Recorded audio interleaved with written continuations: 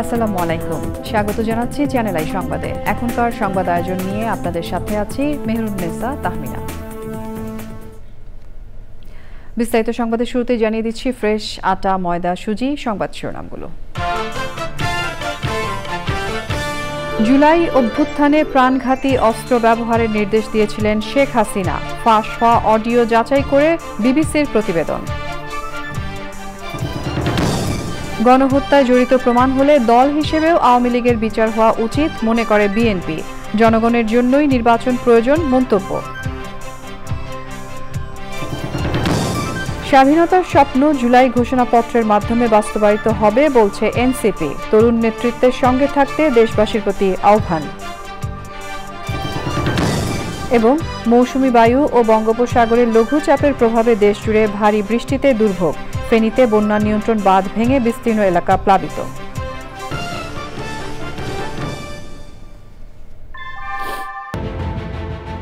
Primacy inbuilt. German technology. Bangladesh's first thermix rod. Salam Steel Thermax. সংবাদ শিরোনামগুলো জানাচ্ছিলাম। এখনকার এই সংবাদ আয়োজন একই সঙ্গে চ্যানেল আই এর ইউটিউব চ্যানেলে এবং চ্যানেল আই এর ওটিটি প্ল্যাটফর্ম আই স্ক্রিনে লাইভ স্ট্রিম হচ্ছে। এবার যাচ্ছে বিস্তারিত প্রসঙ্গে। জুলাই অভ্যুত্থান দমাতে শেখ হাসিনা নিজেই নিরাপত্তা বাহিনীকে প্রাণঘাতী অস্ত্র ব্যবহার করার অনুমতি দিয়েছিলেন বলে দীর্ঘ অনুসন্ধান শেষে জানিয়েছে আন্তর্জাতিক গণমাধ্যম বিবিসি। প্রতিবেদনে তারা বলেছে, ২০২৪ সালের ৫ই আগস্ট ঢাকার যাত্রাবাড়ীতে পুলিশের নির্বিচার গুলির ঘটনায় কমপক্ষে ৫২ জন নিহত হয়েছেন। মোস্তফা মল্লিকের রিপোর্ট। ২০২৪-এর জুলাইতে চাকরিতে কোটা সংস্কার দাবিতে শুরু হওয়া আন্দোলন রূপ নেয় সরকার পতনের আন্দোলনে। টানা ৩৬ দিনের মাথায় বিক্ষোভের মুখে দেশ থেকে পালিয়ে যান সে সময়ের প্রধানমন্ত্রী শেখ হাসিনা। আন্দোলনের শত শত ভিডিও, ছবি ও প্রত্যক্ষদর্শীদের সাক্ষ্য নিয়েছে আন্তর্জাতিক গণমাধ্যম বিবিসি। সেগুলো বিশ্লেষণ ও যাচাই বাছাই করে যাত্রাবাড়ীর হত্যাকাণ্ড নিয়ে প্রতিবেদন প্রকাশ করেছে গণমাধ্যমটির অনুসন্ধান টিম। বিবিসি বলছে, যাত্রাবাড়ী হত্যাকাণ্ড বাংলাদেশের ইতিহাসে অন্যতম ভয়াবহ পুলিশি সহিংসতার ঘটনা। এছাড়া বিক্ষোভ দমাতে প্রাণঘাতী অস্ত্র ব্যবহারের নির্দেশ সংশ্লিষ্ট ফাঁস হওয়া অডিও রেকর্ডটি ক্ষমতাচ্যুত প্রধানমন্ত্রী শেখ হাসিনারই বলে নিশ্চিত করেছে বিবিসির অনুসন্ধানকারীরা।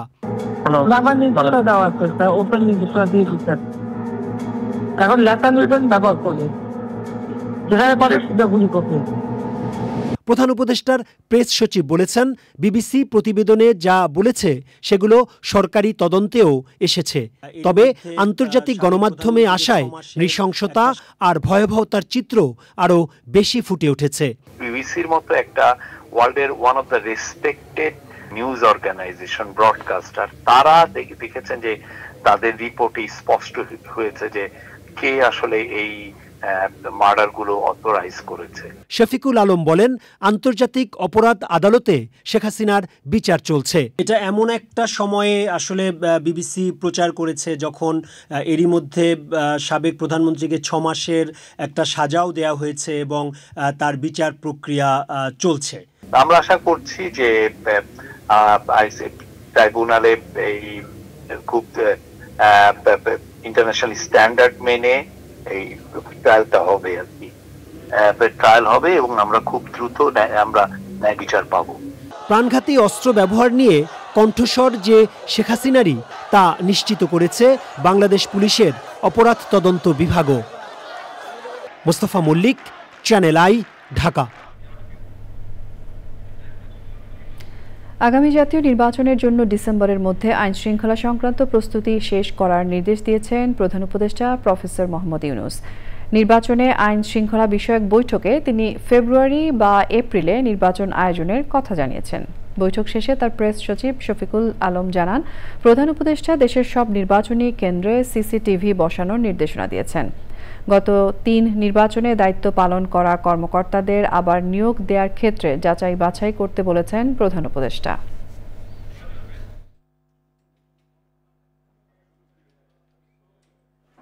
আইন শৃঙ্খলা বিষয়ক যত প্রস্তুতি নির্বাচনকে ঘিরে সব প্রস্তুতি উনি নিতে বলেছেন বাই ডিসেম্বর।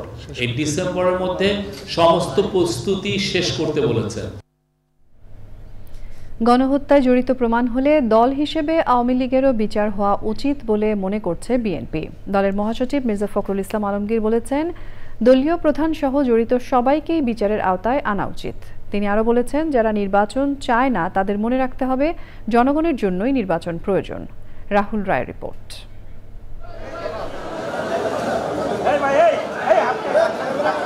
বিএনপি চেয়ারপারসনের দুই উপদেষ্টা ডাক্তার আব্দুল কুদ্দুস ও অধ্যাপক ডাক্তার সিরাজউদ্দিন রাজধানীর নিউরোসায়েন্স হাসপাতালে চিকিৎসাধীন। সকালে তাদের দেখতে যান বিএনপি মহাসচিব মির্জা ফখরুল ইসলাম আলমগীর। পরে বিভিন্ন ইস্যুতে তিনি গণমাধ্যমের সঙ্গে কথা বলেন। যে সমস্ত রাজনৈতিক দল আপনার ফ্যাসিবাদের পক্ষে থাকবে বা যারা ফ্যাসিবাদের পক্ষে কাজ করবে, বিশেষ করে আওয়ামী লীগ কাজ করেছে, তাদের প্রতিটি ব্যক্তির শাস্তি হওয়া প্রয়োজন। বিশেষ করে দলের প্রধান শেখ হাসিনা, তিনি এককভাবে আমি মনে করি responsible for the killing of thousands of people এবং যে টর্চার নিপীড়নের জন্য তিনি দায়ী। তার বিচার ইতিমধ্যে শুরু হয়েছে। আমরা আশাবাদী তার তিনি এবং তার সঙ্গে যারা এই হত্যাকাণ্ডের সঙ্গে, গণহত্যার সঙ্গে এবং এই ফ্যাসির আক্রমণের সঙ্গে জড়িত তাদের প্রত্যেকেরই বিচার হবে। সেই হিসাবে দল যদি আইনের আওতায় নিয়ে এসে দলও যদি আমরা দেখা যায় যে দলগত হিসাবে, তাহলে অবশ্যই তাদেরও বিচার হওয়া উচিত বলে আমি মনে করি। নির্বাচন ও সংস্কার নিয়েও কথা বলেন বিএনপি মহাসচিব। যারা মনে করেন যে নির্বাচন প্রয়োজন নেই, আমার মনে হয় তারা আবার চিন্তা করবেন। নির্বাচন প্রয়োজন জনগণের জন্য। সরকার একটা নির্বাচিত সরকার দরকার, যে নির্বাচিত সরকারের সঙ্গে জনগণের সম্পর্ক থাকবে। সেই কারণেই আমরা বলছি যে সংস্কারগুলো হচ্ছে, সংস্কারে আমরা অংশ নিচ্ছি। সুতরাং সংস্কার এবং নির্বাচন এর মধ্যে কোনো কন্ট্রাডিকশন নেই, দুটো একসাথেই চলবে। পরে তিনি রাজধানীর আয়েশা মেমোরিয়াল হাসপাতালে চিকিৎসাধীন সঙ্গীত শিল্পী ফরিদা পারভিনকে দেখতে যান।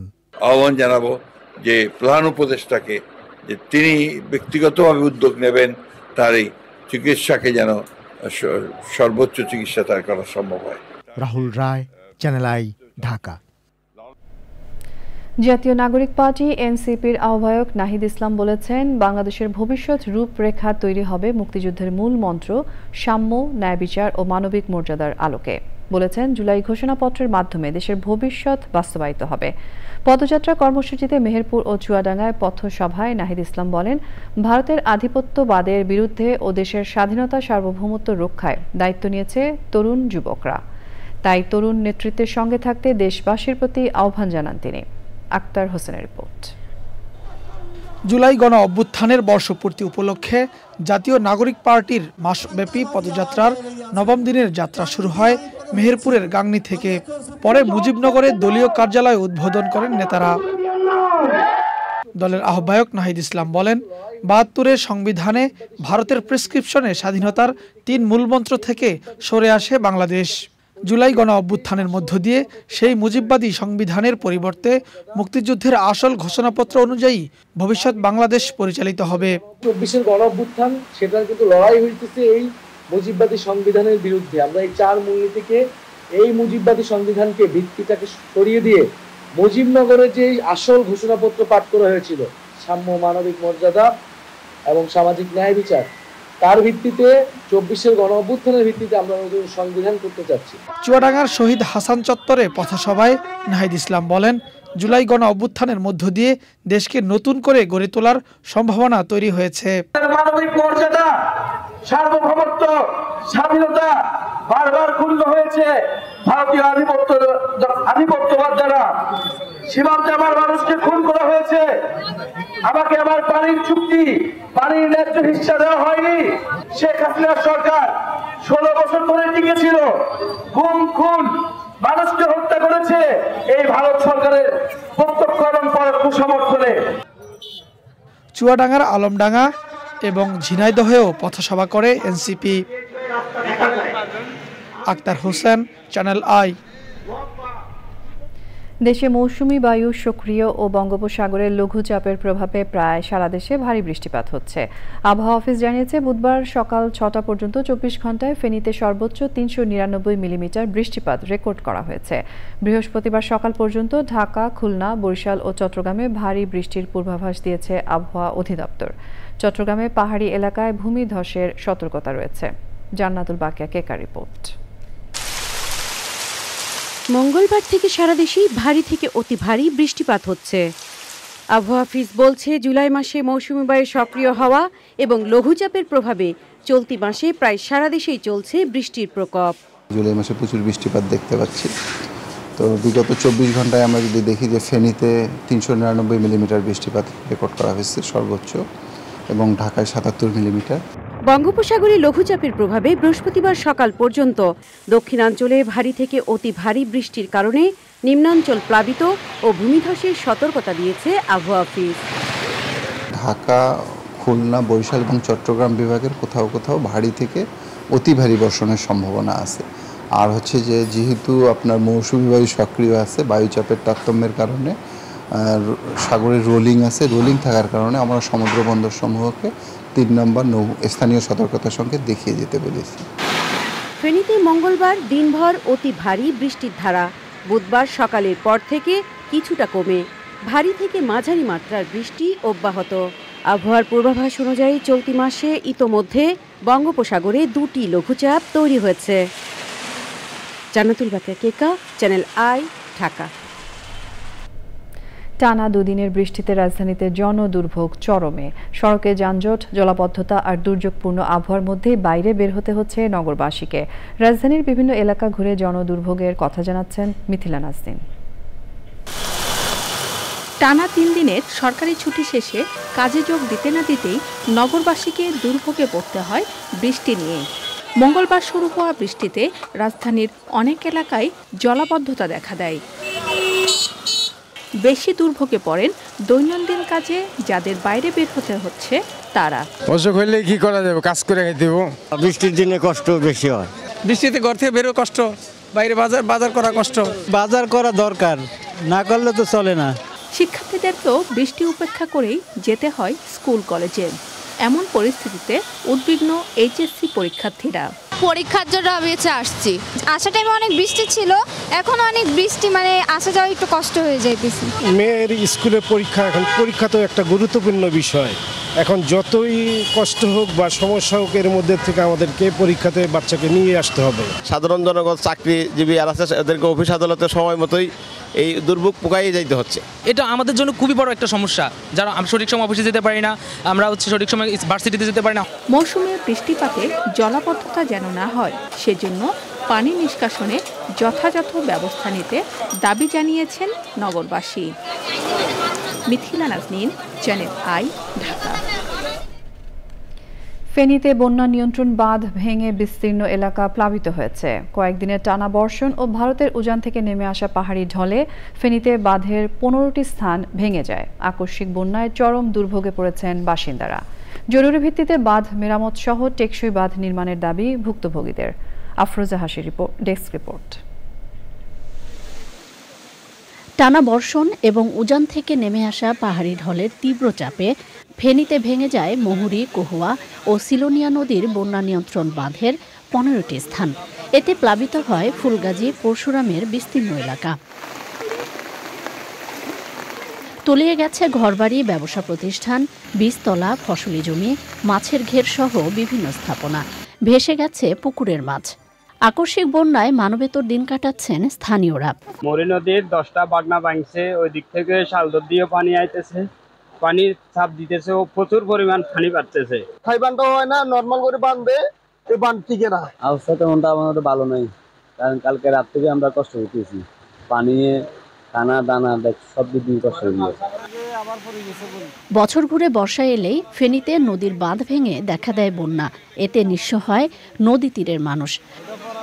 পরিস্থিতি উত্তরণে টেকসই বাঁধ নির্মাণের দাবি ভুক্তভোগীদের। আফরোজা হাসি, প্রকৃতি ও জীবন ডেস্ক, চ্যানেল আই। দুদক থেকে চাকরিচ্যুত মোহাম্মদ শরীফুদ্দিনের চাকরি ফেরত দেওয়ার নির্দেশ দিয়ে রায় দিয়েছেন হাইকোর্ট। সেই সঙ্গে ফেরত দিতে হবে বেতন সহ সব পাওনা ও সুযোগ সুবিধা।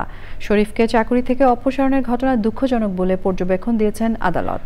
৩ বছর আইনি লড়াই শেষে চাকরি ফেরত পেয়ে শরীফুদ্দিন বলেছেন তিনি ন্যায় বিচার পেয়েছেন এবং দুর্নীতির বিরুদ্ধে লড়াই চালিয়ে যাওয়ার ঘোষণাও দেন। মাজহারুল হক মান্নার রিপোর্ট। দুদকের চট্টগ্রাম কার্যালয়ে কর্মরত থাকাকালে কক্সবাজারে ভূমি অধিগ্রহণ রোহিঙ্গাদের অবৈধভাবে ন্যাশনাল আইডি দেওয়া সহ বেশ কিছু বড় দুর্নীতি মামলার তদন্ত করেন মোহাম্মদ শরীফুদ্দিন। এতে একাধিক মহলের রোশনালে পড়েন তিনি। তার বিরুদ্ধে 3টি বিভাগীয় মামলা দেয় দুদক। এরপর 2023 সালের 16 ফেব্রুয়ারি প্রজ্ঞাপনের মাধ্যমে শরীফুদ্দিনকে চাকরি থেকে অপসারণ করা হয়। এই সিদ্ধান্ত চ্যালেঞ্জ করে হাইকোর্টে মামলা হলে রুল জারি করা হয়েছিল। রুলের শুনানি শেষে রায় ঘোষণা করেন আদালত। এই রায় পাওয়ার 30 দিনের মধ্যে তাকে চাকরিতে জ্যেষ্ঠতা সহ সকল বেনিফিট সহ বকেয়া বেতন সহ চাকরিতে পুনর্বহালের নির্দেশ দেওয়া হয়েছে এবং সেই সঙ্গে তাকে দুদক কর্মচারী চাকরি বিধিমালার 54(2) ধারায় যে চাকরিচ্যুতির আদেশ দেওয়া হয়েছিল সেটাকে ভয়েড অফ ইনিশিও বলা হয়েছে, অর্থাৎ প্রথম থেকে ওটা বাতিল।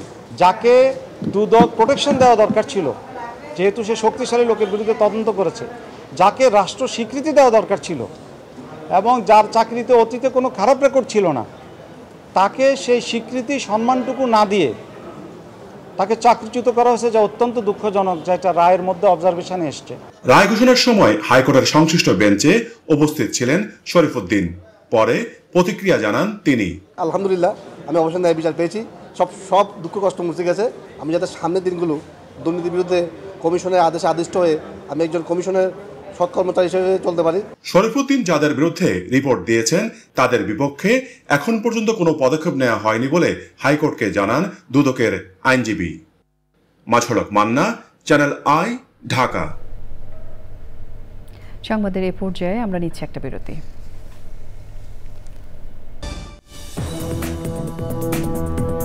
স্বাগত জানাচ্ছি আরও একবার চ্যানেল আই সংবাদে। এসএসসি ও সমমান পরীক্ষার ফলাফল প্রকাশ হবে আগামীকাল বৃহস্পতিবার দুপুর 2টা থেকে। পরীক্ষার্থীরা শিক্ষা বোর্ডের ওয়েবসাইট, শিক্ষা প্রতিষ্ঠান ও SMS এ রেজাল্ট জানতে পারবে। এবার এসএসসি ও সমমানের পরীক্ষা দিয়েছে 19,28,000 শিক্ষার্থী। গত 10 এপ্রিল শুরু হওয়া মাধ্যমিক পরীক্ষা চলে 22 মে পর্যন্ত। গত বছরের তুলনায় এই বছর পরীক্ষার্থীর সংখ্যা ছিল প্রায় 1 লাখ কম। আমিন জুয়েলার্স আন্তর্জাতিক সংবাদ।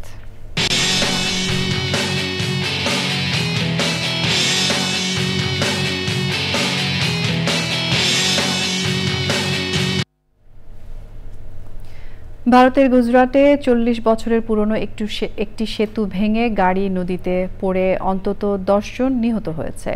আহত হয়েছে 6 জন। সকালে এই দুর্ঘটনা ঘটে। সেতুর স্প্যান ভেঙে কয়েকটি গাড়ি ও মোটরসাইকেল মহিসাগর নদীতে পড়ে যায়। এই ঘটনায় বেশ কয়েকজন নিখোঁজ রয়েছেন। দুর্ঘটনার কারণ খতিয়ে দেখার নির্দেশ দিয়েছে গুজরাট সরকার। ভারতের প্রধানমন্ত্রী নরেন্দ্র মোদী নিহতদের পরিবারের প্রতি সমবেদনা জানিয়েছেন।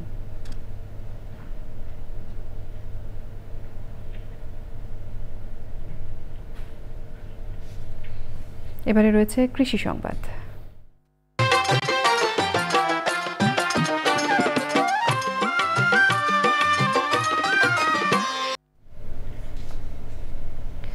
পাবনায় বাংলাদেশ কৃষি গবেষণা ইনস্টিটিউট উদ্ভাবিত আধুনিক উচ্চ ফলনশীল এবং স্বল্প মেয়াদী বাড়ি তিল চার জাত কৃষকদের মাঝে সাড়া জাগিয়েছে। বাড়ির সরেজমিন গবেষণা বিভাগ এই জাত কৃষকদের মধ্যে ছড়িয়ে দিতে কাজ করছে।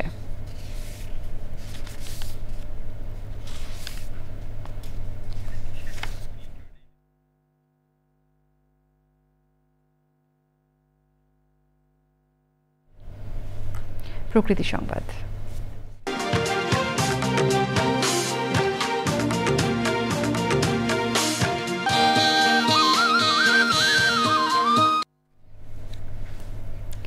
শব্দ দূষণে অতিষ্ঠ গাজীপুরের জনজীবন। নিয়ম নীতির তোয়াক্কা না করে অবাধে হাইড্রোলিক হর্নের ব্যবহার ও মাইকিং চলছে। এতে হুমকিতে জনস্বাস্থ্য। শব্দ দূষণ রোধে পদক্ষেপ নেওয়ার কথা জানিয়েছে পরিবেশ অধিদপ্তর।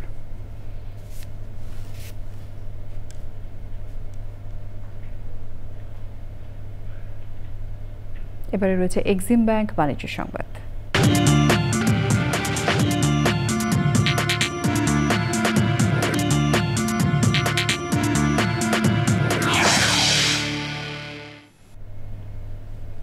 বাংলাদেশ ব্যাংকের গভর্নর এবং অর্থ উপদেষ্টা বলেছেন, নিরীক্ষার রিপোর্ট ঠিক না হলে দেশি বিদেশি বিনিয়োগকারীরা আস্থা পাবে না। হিসাববিদদের সম্মেলনে উদ্বোধনী অনুষ্ঠানে এই মন্তব্য করেন তারা। সোনারগাঁও হোটেলে উদ্বোধনী পর্বে তারা বলেন, শেয়ার বাজারের বেহাল দশা থেকে বোঝা যায় অডিট ফার্মগুলো রিপোর্ট কোম্পানি সম্পর্কে সঠিক তথ্য দেয় না। একই অবস্থা সরকারের মালিকানায় থাকা কর্পোরেশনের ক্ষেত্রেও। অনুষ্ঠানে দুদক চেয়ারম্যান বলেন, হিসাববিদদের সহায়তা ছাড়া আর্থিক খাতে দুর্নীতি করা কঠিন। অর্থনীতিতে সুশাসন বিষয়ে মূল প্রবন্ধ উপস্থাপন করেন ফিনান্সিয়াল রিপোর্টিং কাউন্সিল FRC এর চেয়ারম্যান ডক্টর মোহাম্মদ সাজ্জাদ হোসেন ভুইয়া।